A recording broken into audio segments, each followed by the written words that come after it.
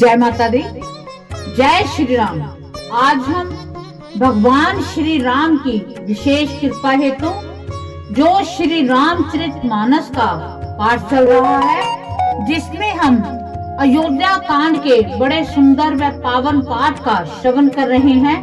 तो हमने श्रवण किया कि भरत जी श्री राम जी से मिलने के लिए आखिर उस मुकाम पर पहुंच गए जहां वो जाना चाहते थे। तो कितना प्यारा उनका अनूठा मिलन हुआ। आज हम उनकी इस बड़ी प्रेम भरी जो वार्तालाप है, जो उनका मिलन है, और कैसे वो भगवान श्री राम ने त्रेता युग में भगवान विष्णु के अवतार जो भगवान श्री राम थे, उन्होंने जिस कार्य हेतु जन्म लिया था, जिस कार्य हेतु उन्होंने ये लीला रची, उसी सभी का आज हम वर्णन करते हैं और भगवान श्री राम से हम आशीर्वाद मांगते हैं कि हे श्री राम, हम पर अपनी विशेष कृपा बनाए रखना। तो चलो श्रवण करें भगवान श्री राम की महिमा को।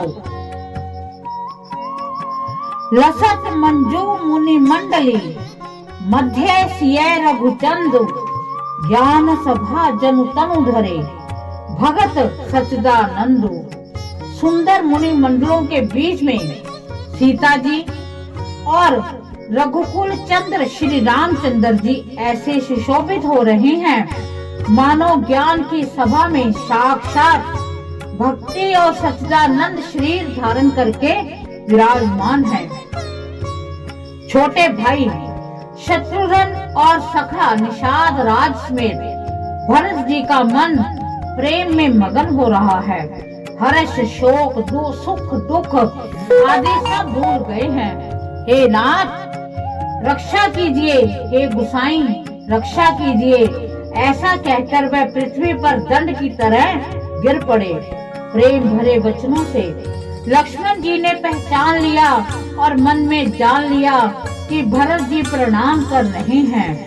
वे राम जी की ओर मुंह किए खड़े थे, भरत जी पीठ के पीछे थे, इससे उन्होंने देखा नहीं। अब इस ओर तो भाई भरत जी का सरस प्रेम, उधर स्वामी श्री रामचंद्र जी की सेवा की प्रबल परवशता। न तो क्षण भर के लिए सेवा से पृथक होकर मिलते ही बनता है और न प्रेम वश छोड़ते उपेक्षा करते ही। कोई श्रेष्ठ कवि ही लक्ष्मण जी के चित्त की इस गति को, इस दुविधा का वर्णन कर सकता है। वह सेवा पर भार रखकर रह गए और मानो चढ़ी हुई पतंग को खिलाड़ी खींच रहा हो। लक्ष्मण जी ने प्रेम सहित पृथ्वी पर मस्तक नवाकर कहा कि हे रघुनाथ जी, भरत जी प्रणाम कर रहे हैं। यह सुनते ही रघुनाथ जी के प्रेम में अधीर होकर उठे। कहीं वस्त्र गिरा, कहीं तरकस, कहीं धनुष और कहीं बाण। बोल सियावर रामचंद्र भगवान की जय। कृपा निधान श्री रामचंद्र जी ने उनको जबरदस्ती उठाकर हृदय से लगा लिया। भरत जी और श्री राम जी के मिलने की रीति को देखकर सबको अपनी सुध भूल गई। मिलन की प्रीति कैसे बखानी जाए। वह तो कवि कुल के लिए कर्म मन वाणी तीनों से अगम है। दोनों भाई भरत जी और श्री राम जी मन बुद्धि चित्त और अहंकार को भुलाकर परम प्रेम से पूर्ण हो रहे हैं। कहिए उस श्रेष्ठ प्रेम को कौन प्रकट करे। कवि की बुद्धि किसकी छाया का अनुसरण करे। कवि को तो अक्षर और अर्थ ही सच्चा बल है। नट ताल की गति के अनुसार ही नाचता है। भरत जी और रघुनाथ जी का प्रेम अगम्य है। जहाँ ब्रह्मा विष्णु महादेव भी मन नहीं जा सकता, उस प्रेम को मैं कुबुद्धि किस प्रकार कहूँ। भला गांडर की तात से भी कहीं सुंदर राग बज सकता है। भरत जी और श्री रामचंद्र जी के मिलने का ढंग देखकर देवता भयभीत हो गए। उनकी धुकुधु की धड़कने लगी। देव गुरु बृहस्पति जी ने समझाया, तब कहीं वह मूर्ख चेते और फूल बरसाकर प्रशंसा करने लगे। फिर श्री राम जी प्रेम के साथ शत्रुघ्न से मिलकर तब केवट से मिले। प्रणाम करते हुए लक्ष्मण जी से भरत जी बड़े ही प्रेम से मिले। तब लक्ष्मण ललक कर बड़ी उमंग के साथ छोटे भाई शत्रुघ्न से मिले। फिर उन्होंने निषाद राज को हृदय से लगा लिया। फिर भरत शत्रुघ्न दोनों भाइयों ने मुनि को प्रणाम किया। इच्छित आशीर्वाद पाकर वे आनंदित हुए। छोटे भाई शत्रुघ्न सहित भरत जी प्रेम में उमंग कर सीता जी के चरण कमलों की रज सिर पर धारण करके बार बार प्रणाम करने लगे। सीता जी ने उन्हें उठाकर उनके सिर को अपने कर कमल से स्पर्श कर सिर पर हाथ फेरकर उन दोनों को बैठाया। सीता जी ने मन ही मन आशीर्वाद दिया, क्योंकि वे स्नेह में मगन हैं। उन्हें देख की सुध बुध नहीं है। सीता जी को सब प्रकार से अपने अनुकूल देखकर भरत जी सोच रहित हो गए। उनके हृदय का कल्पित भय जाता रहा। उस समय न तो कोई कुछ कहता है, न कोई कुछ पूछता है। मन प्रेम से परिपूर्ण है, वह अपनी गति से खाली है। उस अवसर पर केवट धीरज धर हाथ जोड़कर प्रणाम करके विनती करने लगा, हे नाथ, मुनिनाथ, वशिष्ठ जी के साथ सब माताएं, नगरवासी, सेवक, सेनापति, मंत्री सब आपके वियोग से व्याकुल होकर आए हैं। गुरु का आगमन सुनकर शील के समुद्र श्री रामचंद्र जी ने सीता के पास शत्रुघ्न को रख दिया और वह परम धीर धर्म धुरंधर दीन दयाल श्री रामचंद्र जी उसी समय वेग के साथ चल पड़े। गुरु जी के दर्शन करके लक्ष्मण जी सहित प्रभु श्री रामचंद्र जी प्रेम में भर गए और दंडवत प्रणाम करने लगे। मुनि श्रेष्ठ वशिष्ठ जी ने दौड़कर उन्हें हृदय से लगा लिया और प्रेम में उमंग भर वे दोनों भाइयों से मिले। फिर प्रेम से पुलकित होकर केवट ने अपना नाम लेकर दूर से ही वशिष्ठ को दंडवत प्रणाम किया। ऋषि वशिष्ठ जी ने राम सखा जानकर उनको जबरदस्ती हृदय से लगा लिया, मानो जमीन पर लौटते हुए प्रेम को समेट लिया हो। श्री रघुनाथ जी की भक्ति सुंदर मंगलों का मूल है। इस प्रकार कहकर सराहना करते हुए देवता आकाश से फूल बरसाने लगे। वे कहने लगे कि जगत में इसके समान सर्वथा नीच कोई नहीं और वशिष्ठ जी के समान बड़ा कौन है। जब केवट को देखकर मुनिराज वशिष्ठ जी लक्ष्मण जी से भी अधिक उनसे आनंदित होकर मिले। यह सब सीतापति श्री रामचंद्र जी के भजन का प्रत्यक्ष प्रताप और प्रभाव है। दया की खान सुजान भगवान श्री राम जी ने सब लोगों को दुखी मिलने के लिए व्याकुल जाना। जब तब तो जिस भाव से मिलने का विलासी था उस प्रकार का रुख रखते हुए उनको वो मिले। उन्होंने लक्ष्मण जी सहित पल भर में सब किसी से मिलकर उनके दुख और कठिन संताप को दूर कर दिया। श्री रामचंद्र जी के लिए ये कोई बड़ी बात नहीं है। जैसे करोड़ों घरों में एक ही सूर्य की पृथक पृथक छाया प्रतिबिंब एक साथ ही दिखती है। समस्त पुरवासी प्रेम में उमंग कर केवट से मिलकर भाग्य की सराहना करते हैं। श्री रामचंद्र जी ने सब माताओं को दुखी देखा, मानो सुंदर लताओं की पंक्तियों को पाला मार गया हो। सबसे पहले राम जी कैकेयी जी से मिले और अपने सरल स्वभाव और भक्ति से उसकी बुद्धि को तर कर दिया। फिर चरणों में गिरकर काल कर्म विधाता के सिर दोष मढ़कर श्री राम जी ने उनको सांत्वना दी। फिर रघुनाथ जी सब माताओं से मिले। उन्होंने सबको समझा बुझाकर संतोष कराया कि हे माता, जगत ईश्वर के अधीन है, किसी को भी दोष नहीं देना चाहिए।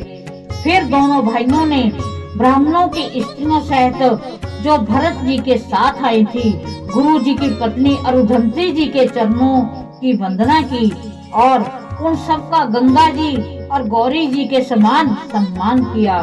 वे सब आनंदित होकर कोमल वाणी से आशीर्वाद देने लगी। तब दोनों भाई पैर पकड़कर सुमित्रा जी की गोद में जा चिपटे, मानो किसी अत्यंत दरिद्र को संपत्ति से भेंट हो गई हो। फिर दोनों भाई माता कौशल्या जी के चरणों में गिर पड़े। प्रेम के मारे उनके सारे अंग शिथिल हैं। बड़े ही स्नेह से माता ने उन्हें हृदय से लगाया और नेत्रों से बहे हुए प्रेम अश्रुओं के जल से उन्हें नहला दिया। उस समय हर्ष और विषाद को कवि कैसे कहे, जैसे गूंगा सवाद को कैसे बतावे। श्री रघुनाथ जी ने छोटे भाई लक्ष्मण जी सहित माता कौशल्या से मिलकर गुरु से कहा कि आश्रम पर पधारिए। तदंतर मुनीश्वर वशिष्ठ जी की आज्ञा पाकर अयोध्यावासी सब लोग जल और थल का सुभीता देख देख कर उतर गए। ब्राह्मण, मंत्री, माताएं और गुरु आदि गिने चुने लोगों के साथ लिए हुए भरत जी, लक्ष्मण जी और रघुनाथ जी पवित्र आश्रम को चले। सीता जी आकर मुनि श्रेष्ठ वशिष्ठ जी के चरने लगी और उन्होंने मन मांगी उचित आशीष पाई। फिर मुनियों को स्त्रियों सहित गुरु पत्नी अर्धंती जी से मिली। उनका जितना प्रेम था वह कहा नहीं जाता। सीता जी ने सभी के चरणों की अलग अलग वंदना करके अपने हृदय को प्रिय, अनुकूल लगने वाले आशीर्वाद पाए। जब सुकुमारी सीता जी ने सब सासुओं को देखा तब उन्होंने सहम कर अपनी आंखें बंद कर ली। सासुओं की बुरी दशा देखकर उन्हें ऐसा प्रतीत हुआ मानो राजहंसनियों भदे के वश में पड़ गई हैं। मन में सोचने लगी कि कुचाली विधाता ने क्या कर डाला। उन्होंने भी सीता जी को देखकर बड़ा दुख पाया और सोचा जो कुछ दैव सहावे वह सब सहना ही पड़ता है। तब जानकी जी के हृदय में धीरज धरकर नील कमल के समान नेत्रों में जल भरकर सब सासुओं से जाकर मिली। उस समय पृथ्वी पर करुणा रस छा गया। सीता जी सबके पैर लग लग कर अत्यंत प्रेम से मिल रही हैं और सब सासुएं स्नेह वश हृदय से आशीर्वाद दे रही हैं कि तुम सुहाग से भरी रहो, सदा सौभाग्यवती रहो। सीता जी और सब रानियां स्नेह के मारे व्याकुल हैं।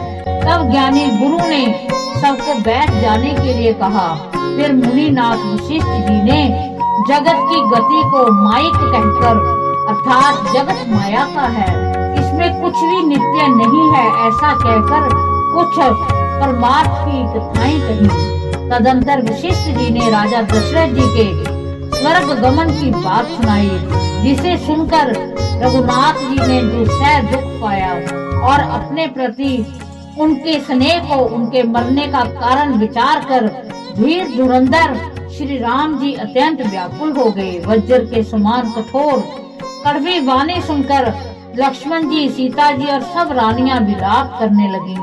सारा समाज शोक से अत्यंत व्याकुल हो गया, मानो राजा आज ही मरे हों। फिर मुनि श्रेष्ठ वशिष्ठ जी ने श्री राम जी को समझाया। तब उन्होंने समाज सहित श्रेष्ठ नदी मंदाकिनी में स्नान किया। उस दिन प्रभु श्री रामचंद्र जी ने निर्जल व्रत किया। मुनि वशिष्ठ जी के कहने पर किसी ने भी जल ग्रहण नहीं किया। दूसरे दिन सवेरा होने पर मुनि वशिष्ठ जी ने रघुनाथ जी को जो जो आज्ञा दी वह सब कार्य प्रभु श्री रामचंद्र जी ने श्रद्धा भक्ति सहित आदर के साथ किया।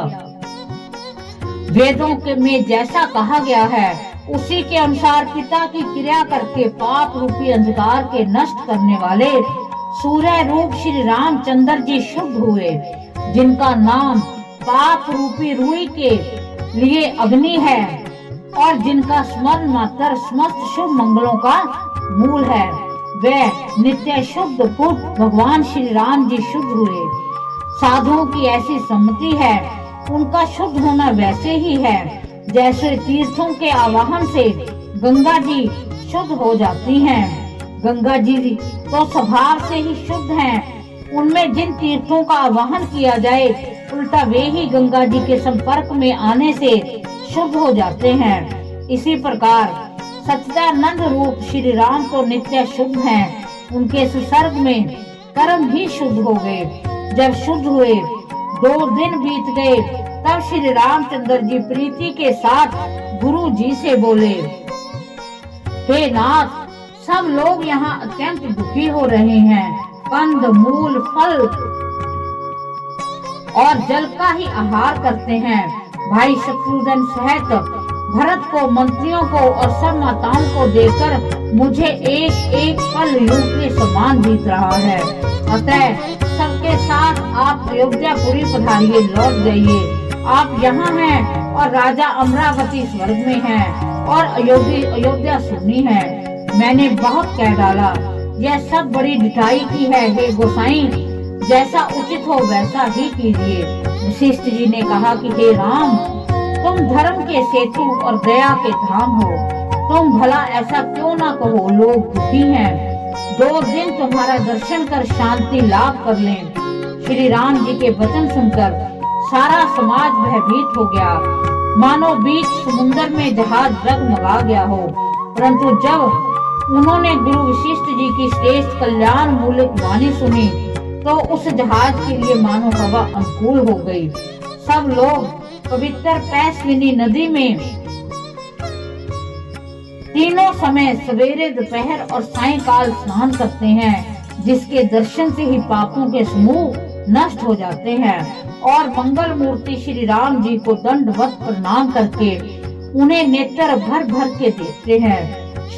सब श्री रामचंद्र जी के पर्वत कामगिरी और वन को देखने जाते हैं, जहाँ सभी सुख हैं और सभी दुखों का अभाव है।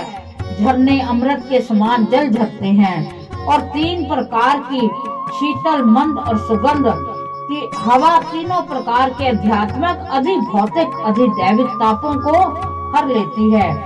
असंख्य जाति के वृक्ष, लताएं और तृण हैं तथा बहुत तरह के फल, फूल और पत्ते हैं। सुंदर शिलाएं हैं, वृक्षों की छाया सुख देने वाली है। वन की शोभा किससे वर्णन की जा सकती है। तालाबों में कमल खिले हैं, जल के पक्षी कूज रहे हैं, भौंवरे गुजार कर रहे हैं और बहुत रंगों के पक्षी और पशु वन में वैर रहित होकर विहार कर रहे हैं। कौल, किरात, भीड़ आदि वन के रहने वाले लोग पवित्र, सुंदर और अमृत के समान स्वादिष्ट मधु शहद को सुंदर दोने बनाकर और उनमें भर भर कर तथा कंद, मूल, फल और अंकुर आदि की जुड़ियां ओटियां हैं। सबको विनय और प्रणाम करके उन चीजों को अलग अलग स्वाद, भेद, गुण और नाम बता बता कर देते हैं। लोग उनका बहुत दाम देते हैं पर वे नहीं लेते और लौटा देने में श्री राम जी की दुहाई देते हैं। प्रेम में मगन हुए वह कोमल वाणी से कहते हैं कि साधु लोग प्रेम को पहचान कर उसका सम्मान करते हैं, अर्थात आप साधु हैं। आप हमारे प्रेम को देखिए, दाम देकर या वस्तुएं लौटाकर हमारे प्रेम का तिरस्कार न कीजिए। आप तो पुण्य आत्मा हैं, हम नीच निषाद हैं। श्री राम जी की कृपा से ही हमने आप लोगों के दर्शन पाए हैं। हम लोगों को आपके दर्शन बड़े ही दुर्लभ हैं, जैसे मरुभूमि के लिए गंगा जी की धारा दुर्लभ है। कृपालु श्री रामचंद्र जी ने निषाद पर कैसी कृपा की है, जैसे राजा है वैसे ही उनके परिवार और प्रजा को भी होना चाहिए। यह जिए जान सकोच तज, करिए छोड़ लखने ही, हम ही कृतार्थ करन लगी, फल तृण अंकर लेही। इस प्रकार हमने भगवान श्री राम की विशेष महिमा का श्रवण किया। बड़ा सुंदर पावन ये महिमा थी। इसको सुनकर हमारे आंखों में भी वो अश्रु आ गए कि जब भगवान श्री राम कुछ भी होने को विधाता की होनी बताते हैं तो हम थोड़े से संकट से घबरा जाते हैं। कैसे कैसे उन्होंने संकटों का सामना किया। जब भगवान को इन संकटों का सामना करना पड़ा तो हम तो उनके आगे कुछ भी नहीं है, तो हमें भी किसी दुख से, तकलीफ से नहीं घबराना चाहिए।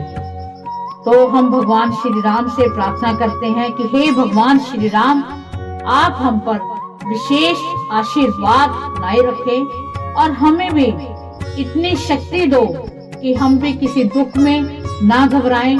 हम सुख और दुख में हर समय आपका नाम सुमिरन करते रहें, ऐसा आशीर्वाद हमको चाहिए। अगर हमसे इस पाठ में कोई भी गलती हो गई है उसके लिए हे श्री राम हमें माफ करना।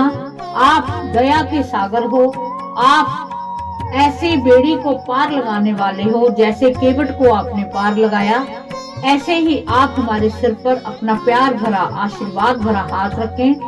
आप माता सीता जी के साथ जो साक्षात ऐसी देवी हैं जिनमें बहुत त्याग भरा है, बहुत प्यार की इच्छा है, जिनको वनवास भी नहीं हुआ और उन्होंने स्वयं वनवास लिया, तो ऐसी जो राजा जनक की पुत्री जो राजपाट में रही हैं और उनको आपने इतनी शक्ति दी, उनको इतनी आपने अपने चरणों की भक्ति दी कि उन्होंने आपके साथ 14 साल वनवास में काटे। तो हे श्री राम हमको भी इतनी शक्ति भक्ति देना कि हम आपके नाम का सुमिरन करते रहें, आपके चरणों की सेवा करते रहें। इसी के साथ जय माता दी, जय श्री राम।